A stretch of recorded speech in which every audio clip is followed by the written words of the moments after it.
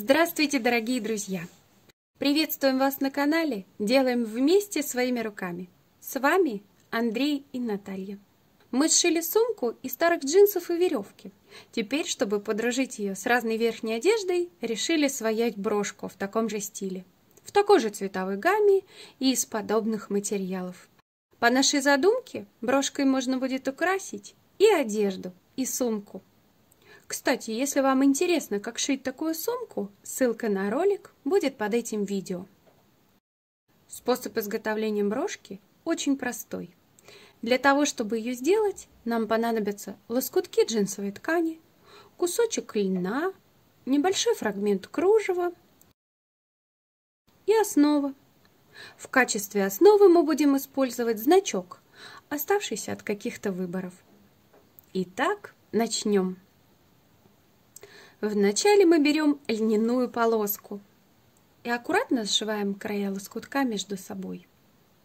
Зашиваем не весь край. Оставляем небольшое расстояние, около сантиметра. Соединили концы. Теперь берем ткань и нанизываем по краю на иголку. Отступаем от края около 7 мм, так как ткань у нас сильно сыплется. Расстояние между стежками около 5 мм. Нанизали ткань, теперь стягиваем материал, чтобы образовалась розеточка. Стянули, фиксируем нитку узелком.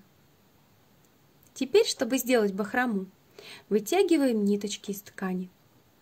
Прямо на глазах края розетки становятся пушистыми. Розеточка получилась. Именно ее мы будем приклеивать к основе, то есть к значку. Натуральный лен гармонично сочетается с натуральным кружевом. Смотрите, как хорошо они дополняют друг друга. Берем небольшой кусочек кружева, примерно 25 см. Соединяем концы вместе и пришиваем один край к другому. Мы сшили кольцо из кружева. Теперь берем иголку с ниткой и край кружева нанизываем на иголку. Кружево тоже немного стягиваем, но пока не фиксируем узелком, а примеряем на розетке. Примерили. Оставляем кружевную заготовку такого размера. Если стянуть сильнее, то потеряется ее рисунок. Мы уже делали брошки из джинсовой ткани. Если вам нравится такой вариант с маленькими цветочками, можете перейти по ссылке под видео. Теперь мы будем собирать цветы из джинсовых лоскутков. Для этого взяли старые джинсы и нарезали их на полоски. Берем полоску шириной около 3 см и длиной 28 см. Кладем полоску на гладильную доску, загибаем края вовнутрь и проглаживаем утюгом. Потом складываем еще раз пополам и снова проглаживаем. Все готово. Приступаем к сборке цветка. Берем джинсовую ленточку заглаженной стороной вверх и сразу подгибаем и подшиваем самый краешек. Это будет самая середина бутона.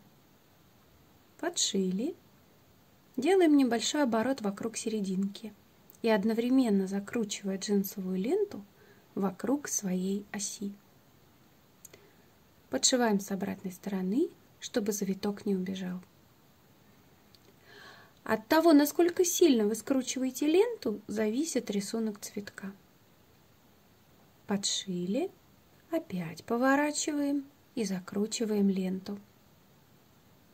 Постепенно формируя лепестки нашего будущего цветка, подшиваем завитки с изнаночной стороны.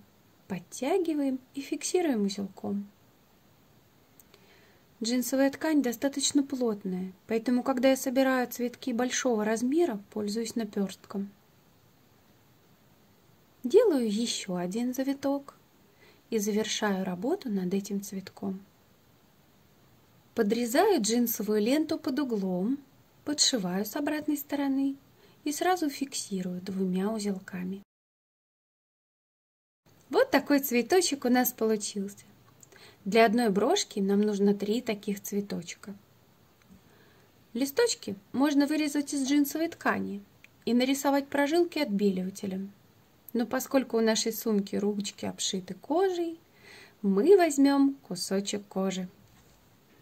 На этом кусочке терморучкой «Пиши-стирай» рисуем листочек. Чтобы рисунок был более выразительным, а листочек приобрел слегка вогнутую форму, прожилки прорисовываем дважды с усилием. Берем ножницы и вырезаем листочек. После того, как вырезали листочек, обрабатываем его края мелкой наждачной бумагой. Зернистость шкурки у нас 320. Обработали шкуркой, обводим листочек по краю. Потом берем зажигалку и нагреваем кожную заготовку. Чернила ручки пропадают, а рисунок остается. Вот такой листочек у нас получается. Таких листочков для брошки нужно 3. Все готово. Теперь мы берем клеевой пистолет и собираем нашу композицию. Сначала приклеиваем центр розетки к значку. Потом аккуратно подклеиваем края. Точно так же мы приклеиваем наше кружево. Соотносим швы кружева и льняной основы, чтобы потом закрыть их листиком. Кружево подклеиваем таким же образом, чтобы внешний край был свободным и кружево оставалось объемным. Потом приклеиваем листики. Кожа, как и ткань, очень хорошо крепится на термоклей. В последнюю очередь крепим цветочки. Прижимаем, даем клею схватиться. Такая брошка у нас получилась. Мы выбрали самый простой вариант. При изготовлении брошки можно использовать декоративные пуговицы, завитки, скрученные из джинсовой ткани. Можно сделать тыковки, добавить подвески и бижутерию. Проще говоря, при изготовлении брошки фантазию можно включить на полную катушку. А на этом на сегодня все. Спасибо, что досмотрели видео до конца. Если вам понравилось то, что мы делаем, подписывайтесь, ставьте лайки. Всего доброго, до свидания.